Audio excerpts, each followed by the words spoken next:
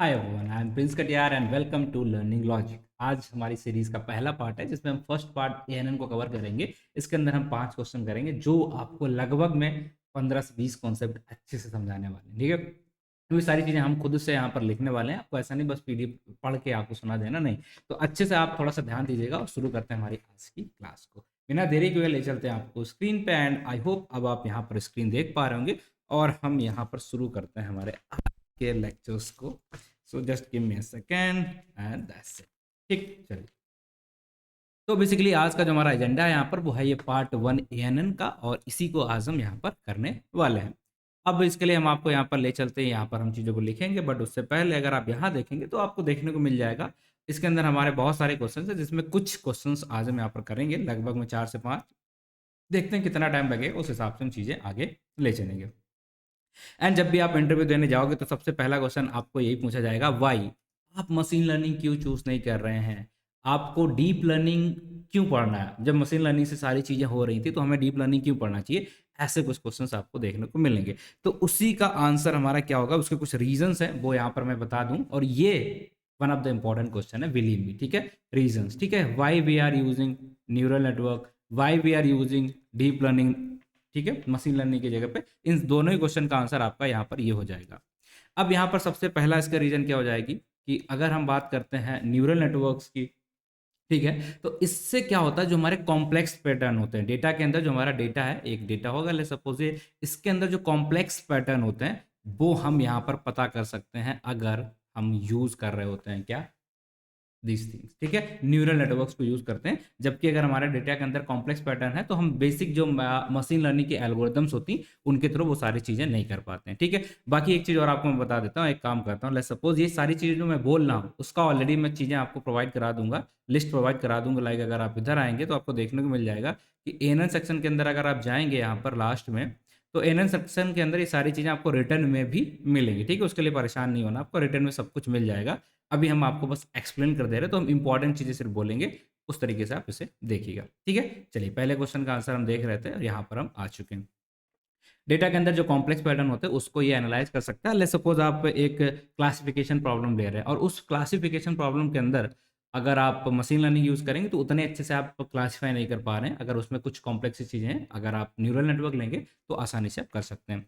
दूसरा चीज क्या होता है, automate the feature selection, automate feature extraction. ठीक है, ये भी एक बहुत ही इंपॉर्टेंट हमारा फीचर होता है जिसकी वजह से हम न्यूरल नेटवर्क यूज करते हैं। मशीन लर्निंग में हमें अपने डेटा को लेवल करना पड़ता है, उसकी फीचर्स को पता करना पड़ता है कि इसमें कितने रो हैं कितने कॉलम है, बट यहाँ पर ये मैं नहीं करना है। तो इससे क्या होता है, कंपनियों के लिए कॉस्ट भी बचती है। इससे होगा क्या, कॉस्ट भी बचेगा उनका, ठीक है, और उनका टाइम भी बचेगा। तो ये दो प्रॉफिट हो जाते हैं और हमें फीचर्स एक्सट्रैक्शन वाला जो इतना टफ पार्ट है वो हम स्किप कर सकते हैं। ज़्यादातर लोग इसको न्यूरल नेटवर्क को यूज करते हैं ओवर मशीन लर्निंग। या हम बोलेंगे न्यूरल नेटवर्क का यूज करने का one of the important reason ये है। तो अब हमारे पास अगर लार्ज डेटा सेट है, लार्ज डेटा सेट है, तो उस पर अगर हमें काम करना, तो बहुत बड़े डेटा सेट पे हम मशीन लर्निंग एल्गोरिदम का यूज नहीं करते हैं बेसिकली।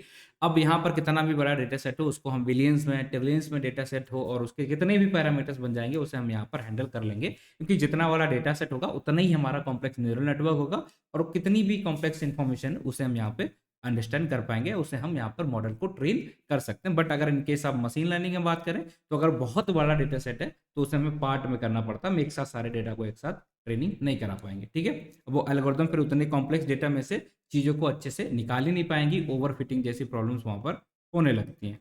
ठीक है, ओवरफिटिंग जैसी प्रॉब्लम्स वहाँ पर हो जाएंगी, ये एक रीजन हो गया है।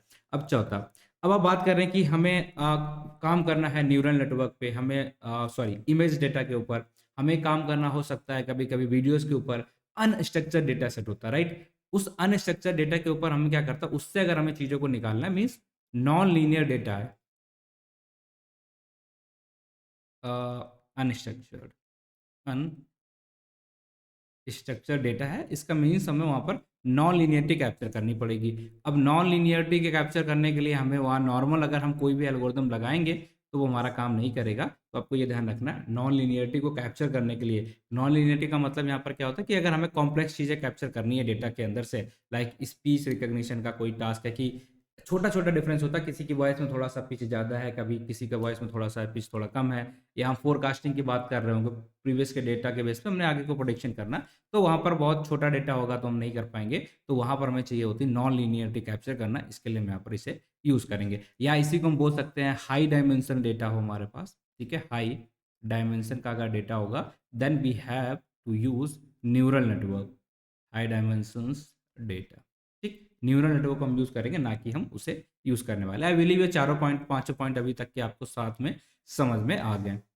एंड एक और बहुत ही इंपॉर्टेंट यहाँ पर हमारा रीज़न आएगा, वो रीज़न नंबर हो जाएगा 6, और ये बहुत इंपॉर्टेंट है इसलिए मैं इसे अलग एक कलर से ही लिख देता हूँ। अब यहाँ पर क्या होता है कि अगर आप मशीन लर्निंग में करोगे तो वहाँ पर आपको क्या है, प्रोसेसिंग जो होती है आपकी पैरेलल नहीं हो पाएगी। अब यहाँ क्या होगा, पैरेलल प्रोसेसिंग पॉसिबल है, पैरेलल प्रोसेसिंग पॉसिबल है, मतलब आप चाहो कितने भी डेटा को एक साथ पैरेलली डाल सकते हो, जबकि उसके अंदर हमारे पास क्या होता है, हमें एक साथ हम डेटा को पास नहीं करा सकते। अगर हमारे पास जो न्यूरल नेटवर्क होता है कुछ इस तरीके से रहता है, राइट। अब आपको जितने भी डेटा चाहिए, ठीक है, आपको 4 चाहिए, ठीक है, और आपको जितना भी इनपुट चाहिए एक साथ आप पैरेलली उनको प्रोसेस करना चाहते हो, ये हम सारी चीज़ें यहाँ पर कर सकते हैं। एक डेटा ये आ गया हमारे एक बार सेट, ठीक है, इस बार एक बार जितनी भी चाहो आप सारी पैरेलल प्रोसेसिंग यहाँ पर हो जाती है। बट अगर इन केस में मशीन लर्निंग देखते हैं तो यहाँ पर ये भी नहीं होता। इसी तरीके से एक और यहाँ पर आंसर है जिसका वजह से हम इसे यूज़ करते हैं, यहाँ पर हम ट्रांसफ़र लर्निंग कर सकते हैं, ट्रांसफ़र लर्निंग कर सकते हैं। अब आपके मन में अगर थोड़ा भी ख्याल आ रहा है कि इसे लिखो, एक्सप्लेन करो, नहीं, हेडिंग याद रखनी है और यही एग्जाम में आपको याद होनी चाहिए, इसलिए मैं सिर्फ हेडिंग को यहाँ पर लिख रहा हूँ। अब यहाँ ट्रांसफर लर्निंग की अगर हम बात करें तो ट्रांसफर लर्निंग में क्या होता है कि आपने एक बार मॉडल को ट्रेन करा, अब आप इसे कहीं और यूज़ करना चाहते हो, तो न्यूरल नेटवर्क में अगर आपने मॉडल को ट्रेन किया तो आप यूज़ कर सकते हैं, बट अगर आपने उसे एज एल्गोरिदम यूज़ किया होगा then it's not possible to train that, ठीक है, मतलब आप ट्रांसफर नहीं कर सकते, उसे दोबारा यूज नहीं कर सकते, तो इससे रीयूजेबिलिटी बढ़ जाती है और एक ही मॉडल को हम अलग अलग यूज केस की जगह पे यूज कर सकते हैं। तो ये बहुत ही अच्छी चीज़ है कि हमने बस एक बार ट्रेन किया, उसे हम मल्टीपल बार यहाँ पर यूज कर रहे होंगे, ठीक। तो ये हमारे कुछ 7 रीजन हो गए। अगर आप और लिखना चाहो तो it is robust to noisy data, robust to noisy data. तो आई बिलीव इतने सारे रीजंस मैंने आपको बताएं कि क्यों हमें जो पहला क्वेश्चन हमारा है what are the advantage of artificial neural network, तो उसके एडवांटेज इतने सारे हैं कि डेटा कॉम्प्लेक्स है, उस पर अगर हमें काम करना then we have to use neural network. और ऑटोमेशन, फीचर एक्सट्रैक्शन, ये भी बना बहुत इंपॉर्टेंट है, ठीक है। ऑटोमेटिव फीचर एक्सट्रैक्शन आप कर सकते हो, आपको खुद से वो लेवलिंग नहीं करानी पड़ेगी, देन हो जाएगा। लार्ज डेटा सेट पे काम करना, चाहे आपको स्ट्रक्चर्ड अनस्ट्रक्चर्ड डेटा सेट पे काम करना हो, या इसी तरीके से आपको हाई डायमेंशन डेटा सेट पे काम करना हो, और इसके अलावा पैरेलल प्रोसेसिंग वहाँ पर की जा सकती है, ट्रांसफर लर्निंग वहाँ पर की जा सकती है, और रोबस्ट रहता है ये नॉइजी डेटा के ऊपर। मतलब अगर आपको नॉइजी डेटा पे काम करना देन मोस्ट वेलकम, आपको कोई भी वहाँ पर मना नहीं करने वाला। सो पहला question I believe that is clear and first that's it, ठीक है, पहला क्वेश्चन आपको समझ में आ गया होगा। अब बात कर लेते हैं हमारे पॉइंट नंबर 2 की, क्वेश्चन नंबर 2 की। क्वेश्चन नंबर 2 हमसे क्या कह रहा है यहाँ पर, इसी तरीके से हम करने वाले हैं, what is the artificial neural network and how does it operate. यहाँ पर दो चीज़ें हमें देखने को हैं। पहले तो हमें ये पता होना चाहिए कि न्यूरल नेटवर्क होता क्या है एंड ये काम कैसे करता है, ठीक है। तो जब भी आपसे पूछा जाए तो आपको आंसर इसका इंटरव्यू में किस तरीके से करना है, वो चीज़ भी इंपॉर्टेंट होती है। सबसे पहले आपको ऐसा नहीं बताना कि ये है क्या, तो इसको पहले से हल्का सा आपको डेफिनेशन दे देनी कि आर्टिफिशियल न्यूरल नेटवर्क होता क्या है, ये आपको हल्का सा बता देना है। देन आपको ये बता देना कि इसके हमारे यहाँ पर अगर हम देखते हैं कंपोनेंट्स क्या हैं, वो कंपोनेंट्स के बारे में आप थोड़ा-सा यहाँ पर बात कर सकते हैं, और उसके बाद इसकी जो वर्किंग होगी, उसके बारे में आप थोड़ा-सा डिटेल में बताएँगे। तो इस तरीके से आपको आंसर करना है। डायरेक्टली आप ऐसा नहीं कर सकते हैं कि एक एन होता है, उसे मल्टीप्लाई करते नहीं, आपको थोड़ा-सा फ्लो में चीज़ें ले आता, ताकि सामने वाले को भी समझ में आए कि चल क्या रहा है एक्चुअली, ठीक है? चलिए, अब अगर हम यहाँ पर देखते हैं कि ये क्या होता है, तो इसकी डेफिनिशन की हम क्या बोलते हैं? अगर हम इसका डेफिनिशन आपसे पूछते हैं, तो आपका आंसर यहाँ पर क्या होगा? ठीक है, तो सिंपल सी डेफिनेशन हम क्या बोलेंगे, एक ह्यूमन लाइक स्ट्रक्चर होता है, ह्यूमन ब्रेन लाइक स्ट्रक्चर हम बनाते हैं जो कि इंस्पायर होता है हमारे ह्यूमन ब्रेन से, और जिसमें हम क्या करते हैं मल्टीपल नोड्स बनाते हैं, जिसका काम होता है हमारे डेटा को, जो कॉम्प्लेक्स डेटा है उससे चीज़ों को फिगर आउट करना, ठीक है। या हम बोलेंगे वहाँ से चीज़ों को यहाँ पर निकालने के काम जो होता है वो यहाँ पर कॉम्प्लेक्स प्रॉब्लम में हम इसे यूज़ करते हैं, ठीक। चलो, ये हो गया हमारा एनएन की बेसिक डेफिनेशन।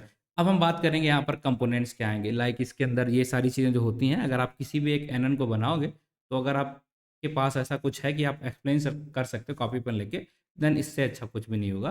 तो ये हमारा एक बेसिक सा स्ट्रक्चर हो जाता है। तो आपको यहाँ पर बताना है कि यहाँ पर लेयर्स होती हैं, ठीक है, मल्टीपल लेयर्स होती हैं, एक इनपुट लेयर है, देन एक हिडन लेयर है, देन एक आपका आउटपुट लेयर होता है। फिर आपको ये भी बताना है कि मल्टीपल न्यूरॉन आपस में कनेक्टेड रहते हैं, लाइक ये वाला है हमारा, इन सब से आपस में कनेक्टेड रहेगा। और ये सबसे कनेक्ट इसलिए रहता है ताकि हम कॉम्प्लेक्स कॉम्प्लेक्स रिलेशन को यहाँ पर कैप्चर कर पाएँ, क्योंकि पूरा एजेंडा तो यही है, कॉम्प्लेक्स डेटा से या कॉम्प्लेक्स पैटर्न को हमें यहाँ पर कैप्चर करना है, तो उसके लिए हम इसे यूज़ करते हैं। आप कहेंगे बिल्कुल ठीक है, समझ में आ रहा है, ठीक है।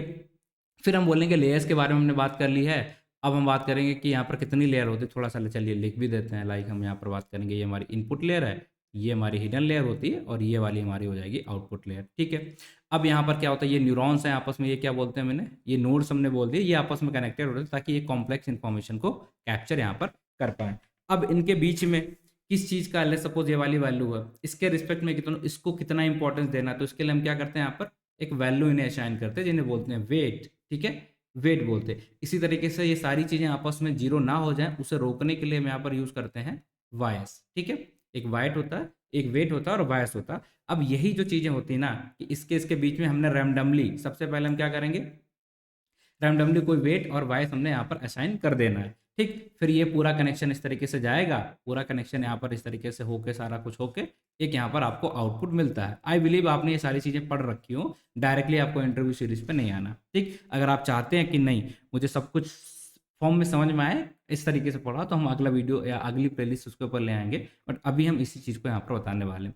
तो यहाँ पर क्या होगा जो भी हमारे मल्टीपल वैल्यूज़ हैं वो सारी आपस में इस तरीके से कनेक्टेड होंगी, और उसके बाद यहाँ पर आपको एक आंसर मिलता है, जिसे हम बोलते हैं एक्चुअल माइनस, ठीक है।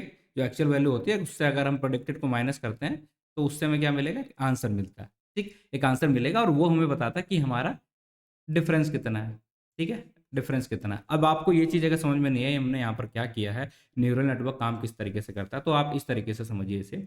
लेट्स सपोज हमारे पास एक डेटा था, हमने क्या किया, इस सारी जगह पे डाल दिया उस डेटा को, ठीक है।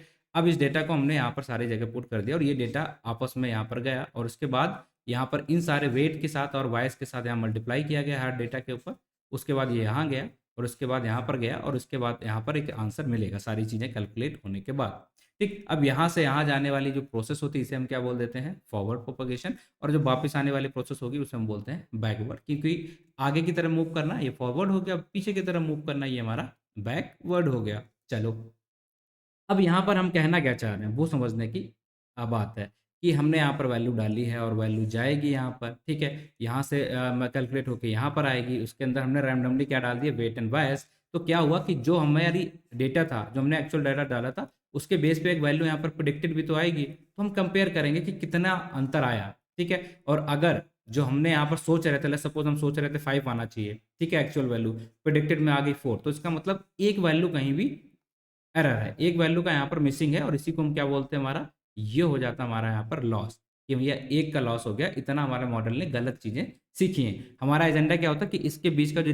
डिफरेंस है ना, वो हम जितना हो सके उतना कम कराएं, ठीक। अब ये डिफरेंस कम कराएंगे कैसे, इसको कम कराने के लिए हमें क्या होना चाहिए, कि जो वेट एंड बायस अगर सही होंगे तो ये डिफरेंस अपने आप कम आ जाएगा, ठीक है। हमने इसे बोल दिया है कि ये वैल्यू है, ये वैल्यू है, और आपको ये लाना है। तो इसके अंदर लेट्स सपोज मैं एक काम करा, तो अगर हम इसे इस तरीके से कुछ देखते हैं, लाइक आंसर आएगा आपका, ये x है, प्लस है, यहाँ पर हमने वैल्यू डाली है 5, और यहाँ पर आना चाहिए लेट्स सपोज 20। तो आपसे क्या कहना है कि यहाँ पर आप कितनी वैल्यू डालोगे, लेट्स सपोज आपने 13 डाल दी, तो 13 + 5 कितना हो गया, ये 18, ठीक। और आपकी एक्चुअल वैल्यू कितनी थी 20, तो 20 माइनस अगर आप 18 करोगे तो बचेगा कितना 2। तो ये आपने गलत वैल्यू डाली, तो आप क्या करोगे, फिर से यहाँ पर जो वैल्यू डाल रहे हो आप उसे चेंज करोगे। लेट्स सपोज इस बार आपने कितनी डाल दी, यहाँ पर 19, तो सॉरी ये कितना डाला है हमने, अब 5 15 डाला, 13 डाला, ठीक है। तो हमने यहाँ पर डाल दिया 14, तो उसकी वैल्यू का कितनी आएगी यहाँ पर 19, और इसका मतलब यहाँ पर डिफरेंस आ गया 1। फिर अगर हमने यहाँ पर 20 डाल दी बाय मिस्टेक, तो क्या हो जाएगा, यहाँ पर आ जाएगा एरर 0। तो वही चीज़ हम यहाँ पर कर रहे हैं कि हमारे जो वैल्यू हैं, जो हमारे वेट हैं, उन वेट को हमें नहीं पता कि क्या वेट इसके लिए सही रहेगा, ठीक है, क्या वाइस इसके लिए सही रहेगा, तो रैंडमली हमने डाल दिया, फिर देखा कितना डिफरेंस आ रहा, तो उससे हमने देखा कि भैया अब हमें जो वेट है या तो कम करना पड़ेगा या आगे जाना पड़ेगा। और वो कैसे डिसाइड करते हैं, उसके लिए होता है हमारा वेट अपडेशन फॉर्मूला, जो हमें ये बताता है कि किस तरफ हमें जाना है। ऑप्टिमाइजेशन और एल्गोरिथम यहाँ पर यूज़ करते हैं हम लोग, उसका यूज़ करके हम बताते हैं कि हमें इधर जाना है, वेट कम करना है, इंक्रीज करना, वो आगे की चीज़ें, ठीक। फिर हमें यहाँ पता चला कि नहीं, सारी चीज़ें सही नहीं है, यहाँ पर लॉस हो रहा है, इतने का डिफरेंस है। फिर हम वापस जाएंगे, फिर इस वेट और बायस को अपडेट करेंगे। ठीक है, तो ये होता हमारा पूरा प्रोसेस, और इस तरीके से हमारा जो न्यूरल नेटवर्क है वो ट्रेनिंग करता है। अब बेसिकली अगर हम आपसे पूछते हैं कि ये काम कैसे करेगा, तो आपको क्या बताना है कि सबसे पहले मैं काम कैसे कर रहा हूँ। जो हमारा मेन क्वेश्चन है वो तो मैं भूल गया, थोड़ा अलग चीज़ें में चला गया। तो सबसे पहले हम क्या करते हैं, जो भी हमारा वेट होगा, जो नॉर्मल हमारी इनपुट वैल्यू होगी, ठीक है, उनको हम क्या करेंगे, वहाँ पर पास करेंगे। उसके बाद इस वैल्यू के साथ, ठीक है, हम क्या करेंगे, वेट एंड वायस के साथ मल्टीप्लाई करेंगे इस वैल्यू का, जो भी हमारी इनपुट वैल्यू होगी ये करेंगे। इससे हमें एक आउटपुट मिलेगा। ठीक है, इस आउटपुट को हम चेक करेंगे यहाँ पर लॉस फंक्शन के थ्रू कि कितना यहाँ पर वैल्यू आ रही, कितनी सही है नहीं है। तो predicted minus actual minus predicted में हम डिफरेंस कर देते हैं, लाइक एक्चुअल ये थी और प्रोडिक्टेड हमारी ये।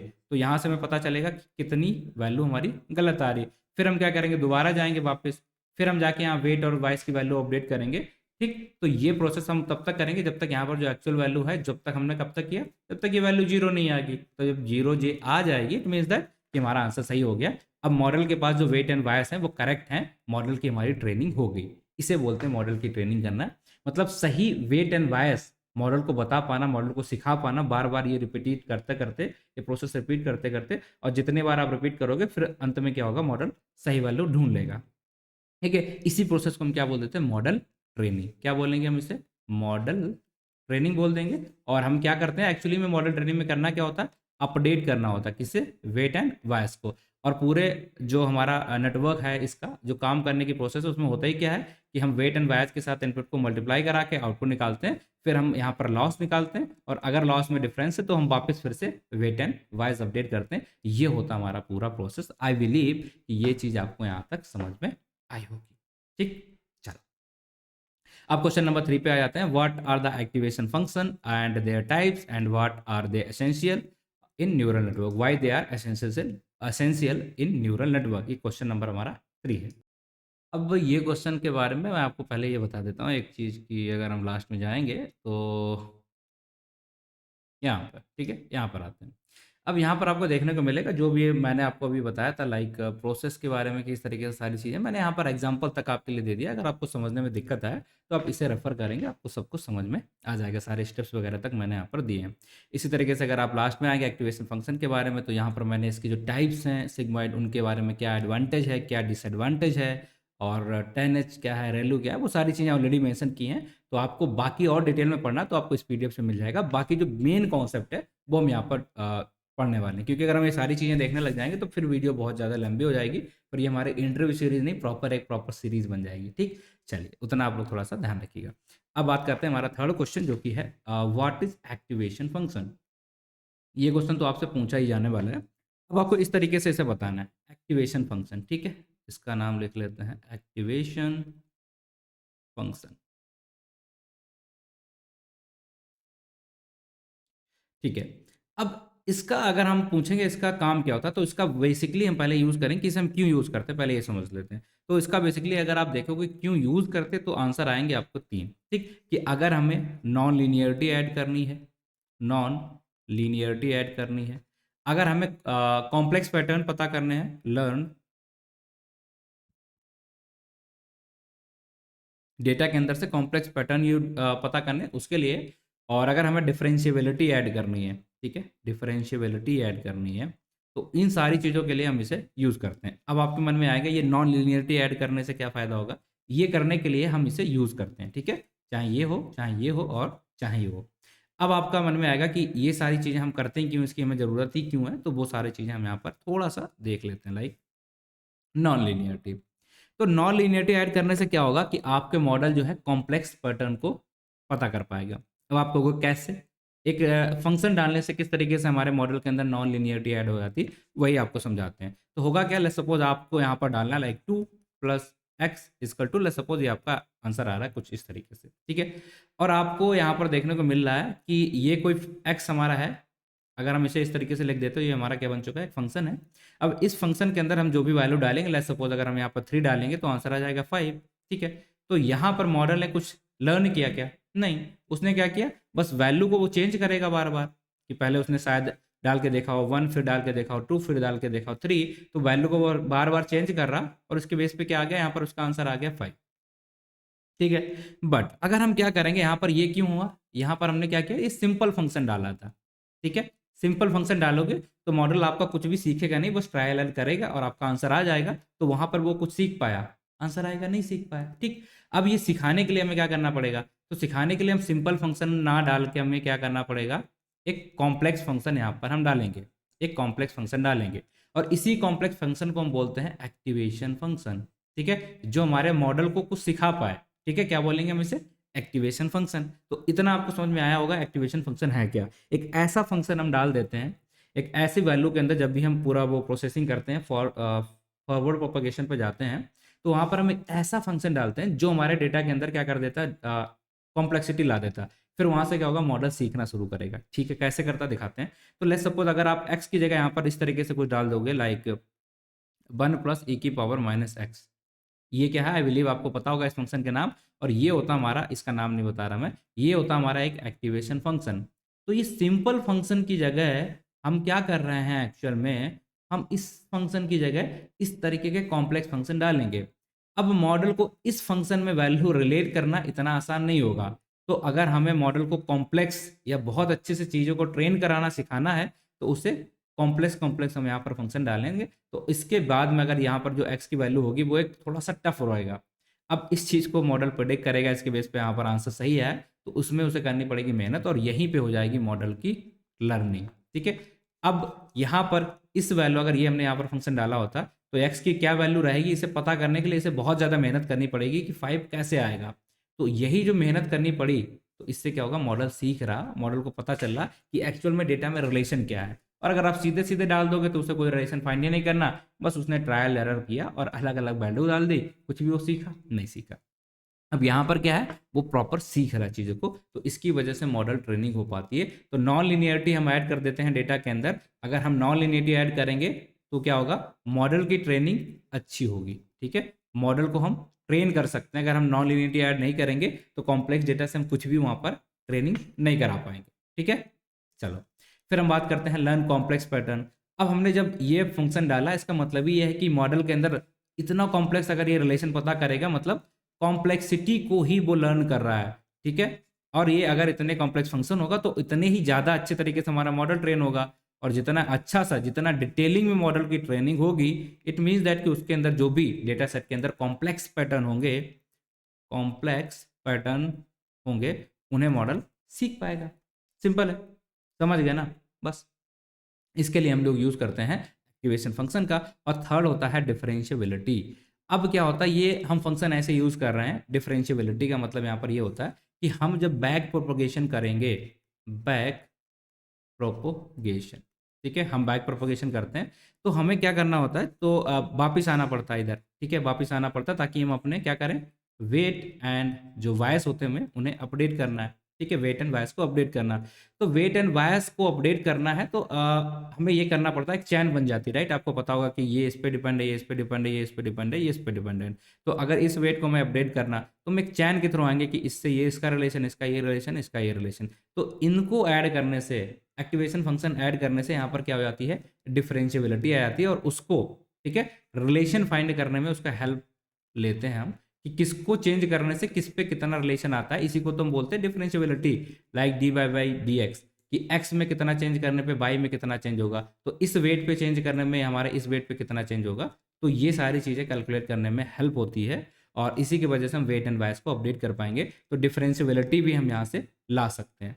ठीक, अगर हम एक्टिवेशन फंक्शन डालते हैं तो हमारे पास डिफरेंशिएशन वाले फंक्शंस आ जाते हैं, और जो हमें हेल्प करते हैं रिलेशन इस्टेब्लिश करने के लिए, कि आपस में इन सारे ही जगह पे, इन सारे हिडन लेयर्स के बीच में जो वेट एंड वायस हैं, वो किस में कितना चेंज करने पे किस में कितना फर्क पड़ेगा, ये सारी चीज़ें हमें समझ में आती है। तो ये है हमारा एक्टिवेशन फंक्शन। क्या है, एक ऐसा फंक्शन है जो हमारे डेटा के अंदर कॉम्प्लेक्स पैटर्न फाइंड करने में हमारी हेल्प करता है, नॉन लिनियरिटी ऐड करने में हेल्प करता है, और डिफरेंशियबिलिटी ऐड करने में हेल्प करता है, जिसकी वजह से हम बैक प्रोपगेशन कर पाते हैं, और जिसकी वजह से हम अपने वेट एंड वाइस को एडजस्ट कर पाते हैं। ये हो गया हमारा एक्टिवेशन फंक्शन। क्यों यूज करते हैं ये समझ में आ गया, क्या होता है ये समझ में आ गया। अब आपके मन में आ रहा हो गया कि इसके टाइप्स भी बता दो। नहीं, टाइप्स हम अभी नहीं बताएंगे। अब टाइप्स ना बताने का रीज़न हमारा क्या है, बस रीज़न इतना है कि आपको सोचना है, वो जाके आप पढ़ लोगे, सारा वहाँ पर आ जाएगा कितने टाइप होते हैं। लाइक हमने एक देखा है सिग्मॉइड, ठीक है, स्पेलिंग देख लीजिएगा। एक हो जाएगा हमारा NH, फिर एक हमारा देखने को मिल जाएगा आपको रेलू, फिर आपको एक देखने को मिल जाएगा लाइक लीकी रेलू। ठीक है, फिर आपको यहाँ पर स्वीज भी देखने को मिलेगा, मतलब बहुत सारे हैं। और इंपॉर्टेंट हो जाएगा हमारा एक सॉफ्ट मैक्स। ठीक है, ये इतने सारे एक्टिवेशन फंक्शन। अब कहीं कहीं आपको इतना तो पता होगा कि किसी भी चीज़ को अगर हम डिवाइड करते हैं, ये अलग अलग तरीके के हम फंक्शंस क्यों ऐड कर रहे हैं। ये आपके मन में आ रहा होगा क्वेश्चन कि इतने टाइप के फंक्शन क्यों ऐड कर रहे हैं, हम एक कॉम्प्लेक्स सा कुछ बना लें उसी से कर लें। देखिए क्या होता है, कभी कभी डेटा सेट हमारा अलग होगा, कभी हमारा बाइनरी डेटा होगा। ठीक है, तो हम इनमें से एक ऐसा यूज करेंगे। ठीक है, कभी डेटा हमारा कैसा होगा, मल्टी क्लास क्लासिफिकेशन के लिए हमने यूज करना है। ठीक है, वहाँ पर मल्टीपल क्लास के बीच में क्लासिफिकेशन करना, तो हम अलग एक एक्टिवेशन फंक्शन का यूज करेंगे। ठीक है, कभी हमें क्या करना होगा, हिडन लेयर के अंदर यूज करना है। ठीक है, तो उसके लिए हमारे पास एक अलग एक्टिवेशन फंक्शन होना चाहिए। और कभी कभी हमें क्या करना है, आउटपुट लेयर में एक्टिवेशन फंक्शन ऐड करते हैं। ठीक, तो ये अलग अलग जगह पे यूज करने के लिए हमें अलग अलग तरीके के एक्टिवेशन फंक्शन बनाने पड़े। और लेट्स सपोज इसमें जो दिक्कतें थी, इस वाले एक्टिवेशन फंक्शन में जो दिक्कतें थी उसको इसने सॉल्व किया होगा, इसमें जो दिक्कत हुई उसने इसमें सॉल्व किया। तो एक फेज वाइज में हमने चीज़ों को बनाया कि इससे ये वाली प्रॉब्लम सॉल्व हो रही, इससे ये वाली प्रॉब्लम सॉल्व हो रही, और इससे ये वाली प्रॉब्लम सॉल्व हो रही। तो इस तरीके से इतने बन गए, और इनके बारे में क्या है, इसकी क्या दिक्कतें हैं, क्या एडवांटेज, वो सारा कुछ आप यहाँ से पढ़ सकते हैं। ठीक है, ये पूरी टेबल दे दी कि क्या इसका प्रोज है, क्या कौन सा है, कब किसको यूज़ करना, सारी चीज़ें मैंने डाल दी। किसको हिडन लेयर में यूज़ करना है, किसको मल्टी क्लास क्लासिफिकेशन के लिए यूज़ करना, किसको आउटपुट लेयर में यूज़ करना। और तीसरा क्वेश्चन आपसे ये भी और पूछा जाता है, बहुत ही इंपॉर्टेंट क्वेश्चन आ जाता है कि हिडन लेयर को, सॉरी, जो एक्टिवेशन फंक्शंस हैं उन्हें हम किन लेयर्स के अंदर यूज़ करते हैं। ठीक है, एक्टिवेशन जो हमारे फंक्शंस हैं उनको किन लेयर्स के अंदर यूज़ करते हैं। तो आपको ध्यान रखना कि इनपुट लेयर में हम कभी भी एक्टिवेशन फंक्शन का यूज़ नहीं करते। ठीक, क्योंकि वहाँ पर हम सिर्फ वैल्यू को पास कराते हैं, वहाँ पर मॉडल की कोई भी ट्रेनिंग होती नहीं है, उससे पहले वेट एंड वाइज होते ही नहीं है। जब वेट एंड वाइज होंगे नहीं तो वहाँ पर एक्टिवेशन फंक्शन डालने का कोई मतलब है ही नहीं, वहाँ पर लिनियरिटी ऐड कराने का कोई मतलब है ही नहीं। ठीक है, तो कहाँ पर ये होती है, या तो हिडन लेयर में होंगे, या तो ये हमारे कहाँ पर होते हैं, हिडन लेयर के अंदर मिलेंगे, या जो हमारे मिलेंगे आउटपुट लेयर के अंदर। ठीक है, अब आपके मन में आएगा ये हिडन लेयर का मतलब क्या, थोड़ा सा बता देते हैं। लाइक ये है, ये तो ये वाली जो पार्ट हो गई हमारी, ये क्या हो जाएगी, ये हमारी हिडन लेयर हो जाएगी। ठीक है, यहाँ पर भी आपको वेट एंड बायस मिलते हैं, राइट, यहाँ पर जो भी आएंगे वैल्यूज वेट एंड बायस मिलेंगे, तो एक यहाँ ऐड कर सकते हैं आप, और दूसरा यहाँ के जो वेट एंड बायस आप ऐड करेंगे तो उसके बेस पे यहाँ पर ये आउटपुट लेयर होती है, इसके अंदर भी हम यूज करते हैं हमारा एक्टिवेशन फंक्शन। ठीक है, क्यों यूज करते हैं, कहाँ यूज करते हैं, इतने टाइप के क्यों बने, और कब किसको यूज करेंगे, चलो वो भी बता देते हैं। कब किसको यूज करेंगे व्हाट टू यूज। ठीक है, कब हम किस एक्टिवेशन फंक्शन को यूज करेंगे। लेट्स सपोज हम ज़्यादा नहीं करेंगे, थोड़ा रखेंगे, क्योंकि फिर क्लास बहुत अलग डायरेक्शन में जाएगी। हिडन लेयर की अगर हम बात करें, ठीक है, हिडन लेयर की हम बात करें तो यहाँ पर हम किसको यूज कर रहे होंगे। आई बिलीव आपको पता है, यहाँ के लिए सबसे बेस्ट हमारा रह जाता है रेलू।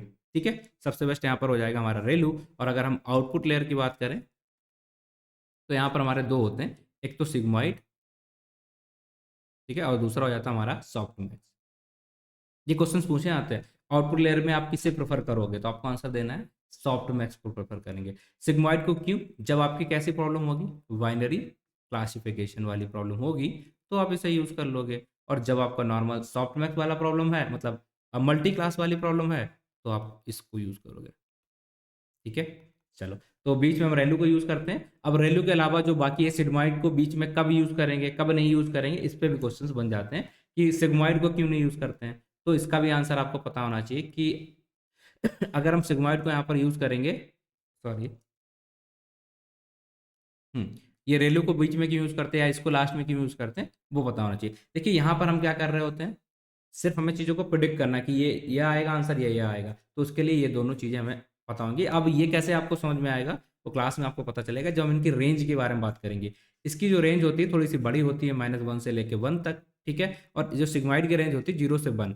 बाई चांस अगर वैल्यू हमारी 0 आ गई तो बाकी सारी वैल्यूज क्या हो जाएंगी हिडन लेयर के अंदर, ये अगर एक वैल्यू 0 आ गई तो बाकी भी सब 0 हो जाएगा। इसलिए हम इन्हें बीच में यूज़ नहीं करते हैं, कम यूज़ करते हैं। और यहाँ पर 0 आ भी जाएगा तो कोई फ़ायदा नहीं, वो फ़र्क नहीं पड़ेगा, क्योंकि वो एज ए प्रोडिक्शन माना जाएगा कि हमारा आंसर इस कैटेगरी के अंदर आया। बट अगर यहाँ आया तो कैटेगरी तो नहीं, लेकिन पूरा ये ट्रेनिंग ही हमारी खराब हो जाएगी। ठीक, मैंने बहुत सारी चीज़ें बता दी आपको एक्टिवेशन से लेके। I believe that is enough. ठीक है, इतना आपको पता है, बाकी जो भी चाहिए आपको डिटेल में यहाँ पर इनके बारे में और भी चीज़ें मिल जाएंगी। सो आई थिंक कि 30 मिनट हो चुके हैं हमारे। और हमने अभी तक कितने क्वेश्चन किए हैं, लगभग 3 ही कर पाए हैं। सो आज के लिए इतना रखते हैं, बाकी फिर जो आगे के क्वेश्चन हैं वो आगे करते हैं। और आप कमेंट करके बताइए आपको ये चीज़ें अच्छी लग रही हैं, ये समझ में आ रहा है इस तरीके से, तो इसमें हमारा बहुत सारी वीडियो बनने वाली हैं। अभी थोड़े से हम थोड़ा डिटेल में जाएंगे, आगे वाले जो क्वेश्चंस आएंगे ना फिर वो रिपीटेटिव क्वेश्चंस होंगे, मतलब थोड़ा सा आपको ज़्यादा समझाना नहीं पड़ेगा, आप आसानी से उन सारी चीज़ों को यहाँ पर कर लेंगे। ठीक है, तो बेसिकली यही है। हमने यहाँ पर काफ़ी चीज़ें देखी हैं। पहला क्वेश्चन यहाँ से, ठीक है, कि यहाँ से हमने देखा कि भैया क्या है एलएलएम वगैरह, वो सारी चीज़ें। आई थिंक ये पुराना कुछ खुल गया है, ओके ठीक है। कब हमें इसे यूज़ करना पड़ेगा, कब हम frameworks, I think that is not, हाँ यहाँ से शुरू किया था हमने, ठीक है, यहाँ से शुरू किया था कि क्यों हमें एएनएन की ज़रूरत पड़ी जबकि हमारे पास ऑलरेडी मशीन लर्निंग की एल्गोरिदम्स थी। पहला ये देखा, देन हमने दूसरा क्वेश्चन यहाँ पर ये देख लिया है एक्टिवेशन फंक्शन के बारे में, और तीसरा फंक्शन ये था कि किस तरीके से इसकी वर्किंग होती है। इससे रिलेटेड हमने बहुत सारे क्वेश्चंस आपको ऑलरेडी बता दिए हैं। लाइक एक्टिवेशन फंक्शन में आप देखेंगे तो 5 से 6 क्वेश्चन हो गए हैं, इसमें भी देखेंगे तो आपको 4 से 5 क्वेश्चन हो गए, और उसके अंदर भी आपका ये बहुत इंपॉर्टेंट क्वेश्चन है, इतना हुआ है, दैट्स इट। तो आप कमेंट करके बताइए कैसा लग रहा है आपको ये सारी चीज़ें। बाकी फिर मिलते हैं आपसे अगली वीडियो में, तब तक के लिए अपना ख्याल रखें और पढ़ाई वढ़ाई करते रहें। That's it for today, and मिलते हैं आपसे अगली वीडियो के अंदर। Thank you guys.